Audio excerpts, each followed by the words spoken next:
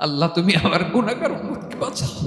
বিশ্বনবী পাগলের মতো একবার হাউজে কাউসারে যাবেন, একবার সিরাতে যাবেন, একবার পুলসিরাতের দিকে, একবার হাউজে কাউসারের দিকে পাগলের মতো দৌড়াতে থাকবেন। তার কোনো গুনাহগার উম্মত যাতে জাহান্নামে ঢুকে না যায়। সেদিন কেউ সুপারিশ করতে পারবে না বিশ্বনবী ছাড়া। কিয়ামতের ময়দানে ওই বিভীষিকাময় সময়ে মুসিবতের কালে মানুষগুলো পাগল হয়ে বিশ্বনবীকে খুঁজতে আরম্ভ করবে। সবাই মিলে বিশ্বনবীর কাছে যেয়ে বলবে, ইয়া রাহমাতাল লিল আলামিন, ইয়া খাতামান নবীন, রাহমাতাল লিল আলামিন। দেখেন আমাদের কি অবস্থা, কি কঠিন বিপদে আমরা আছি, দাঁড়াতে পারি না, সূর্যের আলোতে ঘেমে হয়রান। আজকে কেউ সুপারিশ করতে পারবে না। সব নবীরা অপারগতা স্বীকার করেছে, তারা বলেছে আপনি ছাড়া কেউ নাকি আল্লাহর সামনে দাঁড়াতে পারবেন না, আপনি একটু সুপারিশ করেন। বিশ্বনবী বলবেন, আসো আসো, আজকের দিনে আমি ছাড়া আল্লাহর সামনে কেউ দাঁড়াতে পারবে না। বিশ্বনবী মাকামে মাহমুদে যে আল্লাহু আকবার বলে সিজদায় লুটিয়ে পড়বেন,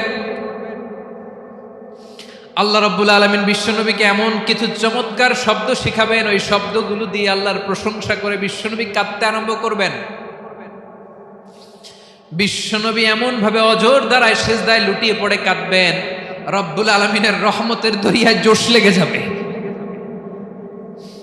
রব্বুল আলামিন এই দৃশ্য থেকে সহ্য করতে পারবেন না। রব্বুল আলামিন বলবেন, ইয়া মুহাম্মদ ইরফা রাসাক, ও নবী আপনি মাথা তোলেন, মাথা তোলেন, আপনার কান্না আমি সহ্য করতে পারি না। নবী আপনি মাথা তোলেন, সাল তুতা, আজকে আপনি যা চাবেন তাই দেব। নবী আপনি সিজদা থেকে মাথা তুলেন, সাল তুতা,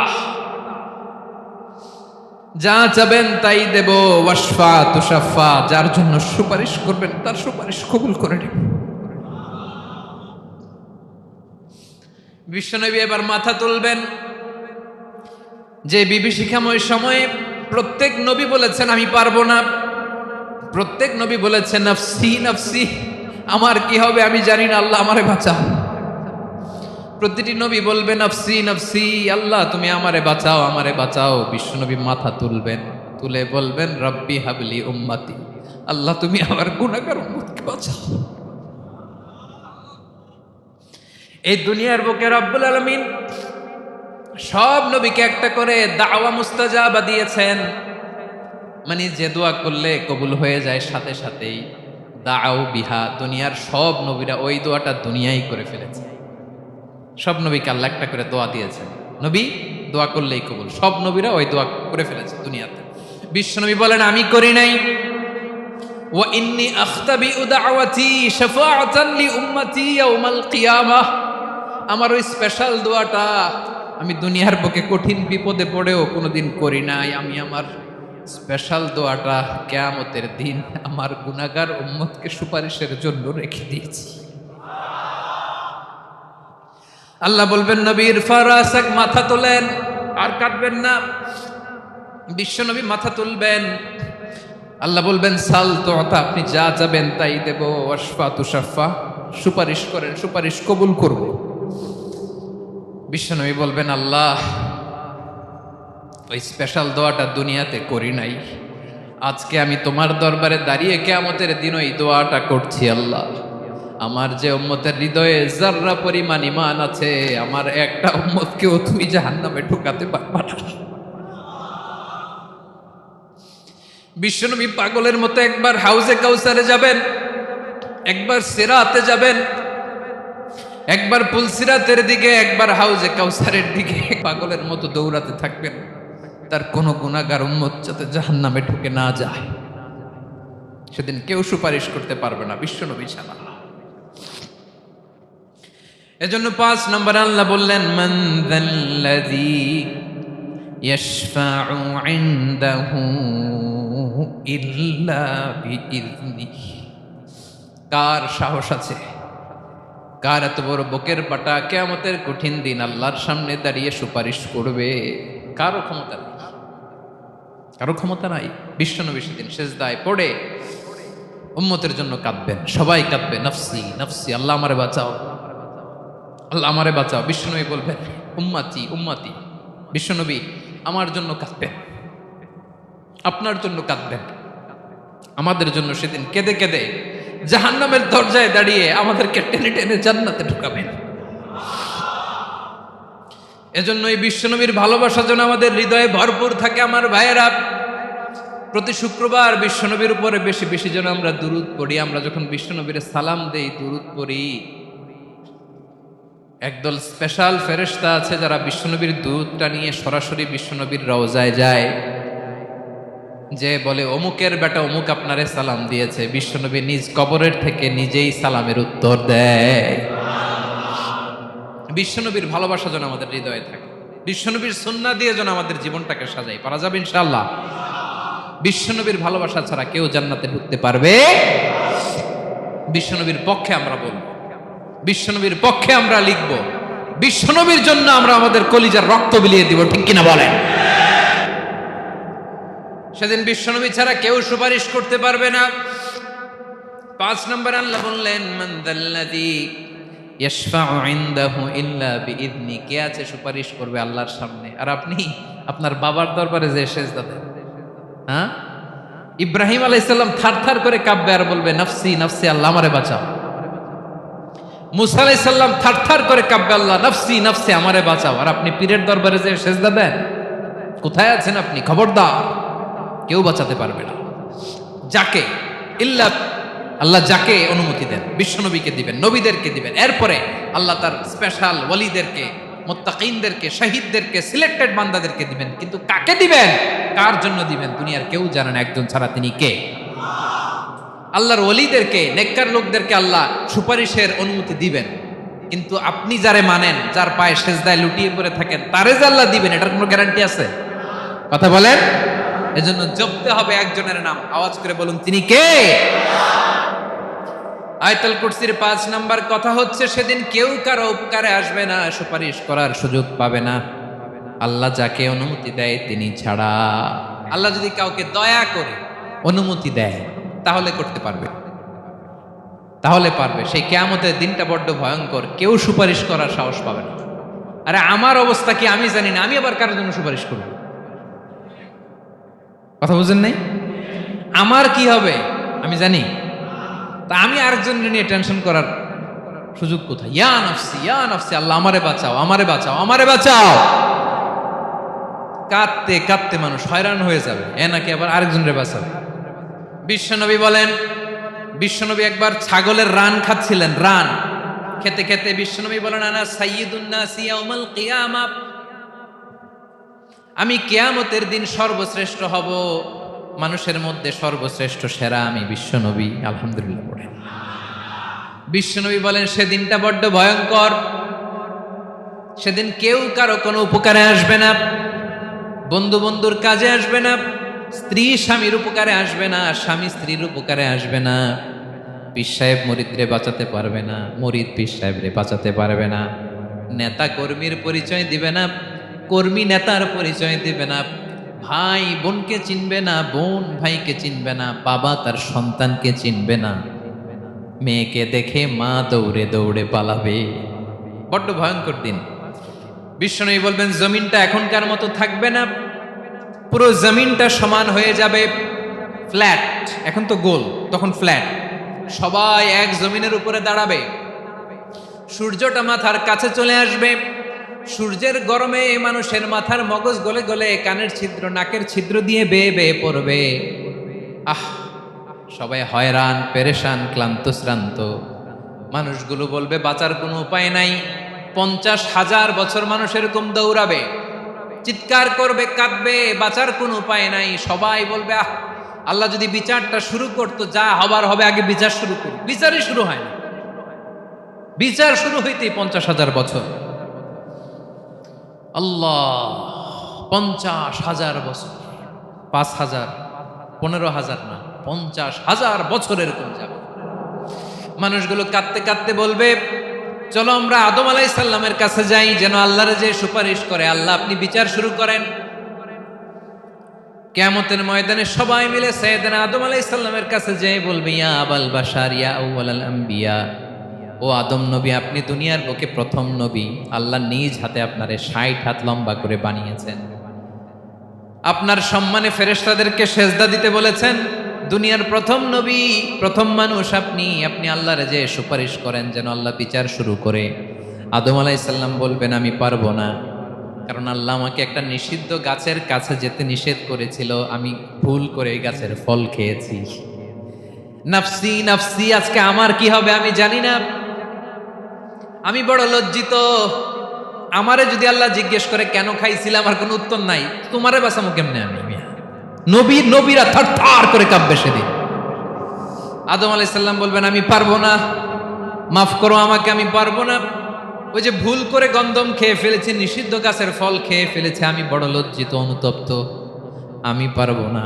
আজকে আল্লাহ এত রাগান্বিত হয়েছে, আগে কখনো আল্লাহ এত রাগান্বিত হয় নাই, ভবিষ্যতেও আল্লাহ কখনো এত রাগান্বিত হবে না। আমি পারবো না। এক কাজ করো, তোমরা নূহ আলাইহিস সালামের কাছে যাও।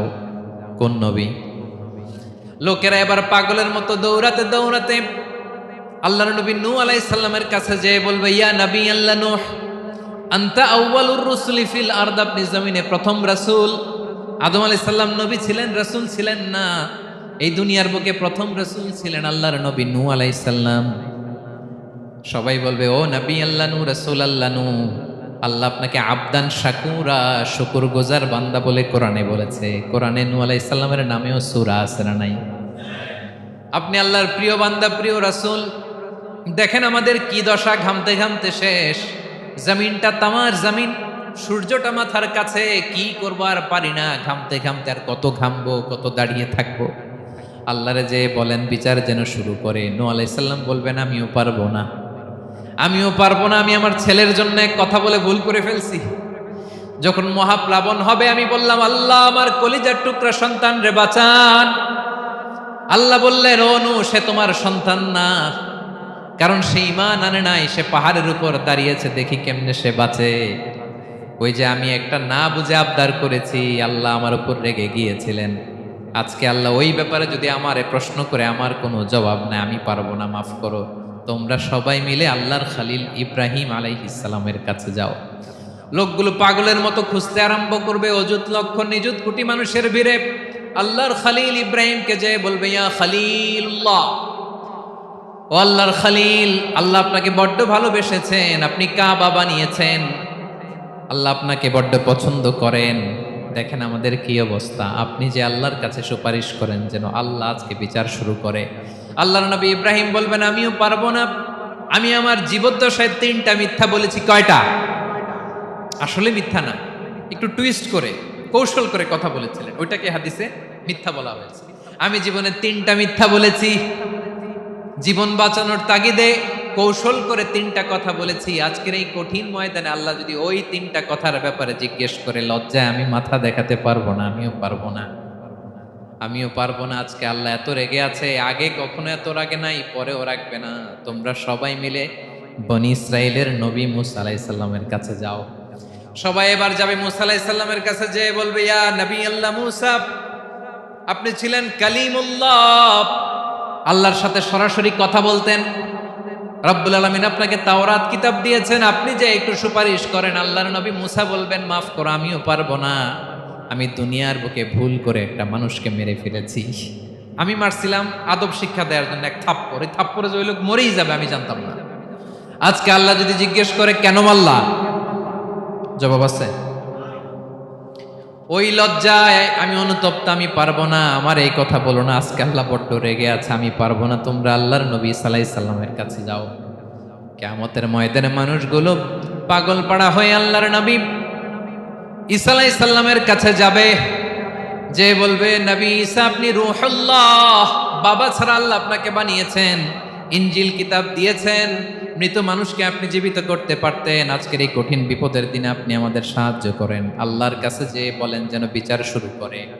ঈসা আলাইহিস সালাম বলবেন আমিও পারবো না, ইন্নী উবিদতু মিন দুনিল্লাহ, আমার উম্মত খ্রিস্টানেরা আল্লাহরে বাদ দিয়ে আমি ঈসার ইবাদত করেছে।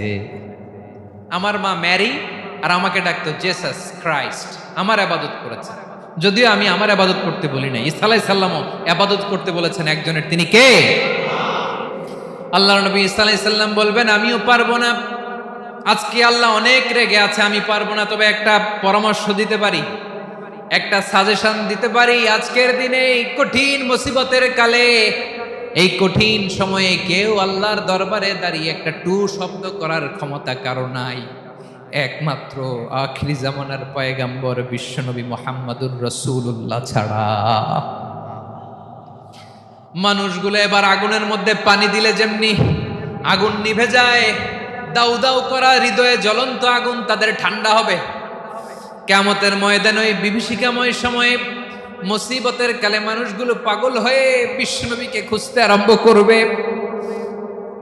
সবাই মিলে বিশ্বনবীর কাছে যেয়ে বলবে ইয়া রাহমাতাল লিল আলামিন, ইয়া খাতামান নবীন, রাহমাতাল লিল আলামিন। দেখেন আমাদের কি অবস্থা, কি কঠিন বিপদে আমরা আছি, দাঁড়াতে পারি না, সূর্যের আলোতে ঘেমে হয়রান।